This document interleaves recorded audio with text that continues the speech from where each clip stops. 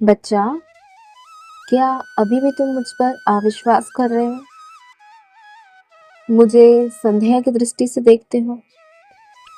क्या मैं तुम्हारी संदेह की परीक्षा में अभी भी सफल नहीं हो पाया हूँ?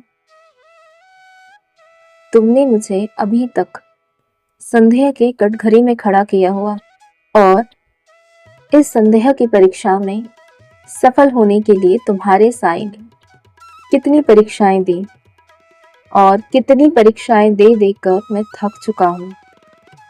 बच्चा, तुम बीते 5 वर्षों से मेरे बच्चे हो, मेरी भक्ति करते हो, उपासना करते हो।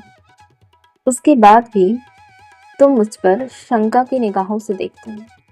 पहले तुम ऐसे नहीं थे। कुछ लोगों की बातों में आकर तुम मुझे संदेह की दृष्टि से देख रहे हो। तुम उन गलत लोगों की संगत में आकर इस प्रकार का व्यवहार कर रहे हो। बच्चा, जिन लोगों के संग तुम आजकल जो समय व्यतीत कर रहे हो वो सही लोग नहीं हैं। उन्होंने ही तुम्हें मेरे प्रति गलत बातें बोल करके तुम्हें मुझसे दूर करने की कोशिश कर रहे हैं। क्या तुम्हें लगता है कि तुम्हारा साईं ऐसा है? बच्चा, जो तुम्हारी संगत है, जिन मित्रों के संग तुम रह रहे हो वो मेरे बच्चे नहीं हैं और ना ही वो मुझे मानते हैं। पर तुम तो मेरे बच्चे हो ना, तुम मुझे मानते हो।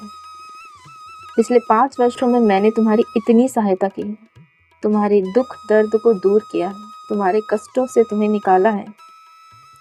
तुम्हारी जिंदगी में जितने भी संकट जो आए थे उन संकट को मैंने टाला है। उसके बाद भी तुम अपने साईं पर इस प्रकार का संदेह कर रहे हो। ये तुम्हारी साईं को बहुत दुख प्रदान करता है।